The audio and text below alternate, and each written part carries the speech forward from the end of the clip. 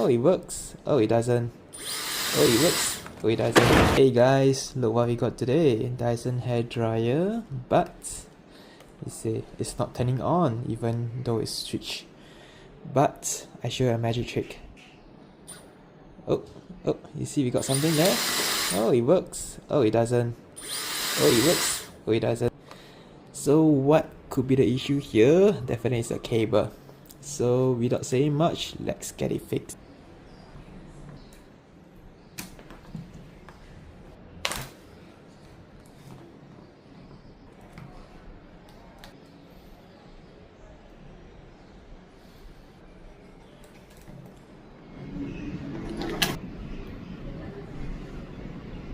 Some strands of hair.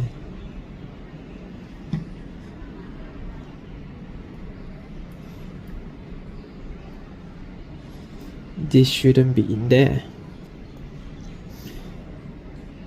which may jam out the motor sometimes. That's where another fault that we encounter frequently. Okay, look, hair free. Time to switch the cable to heat shrink tube.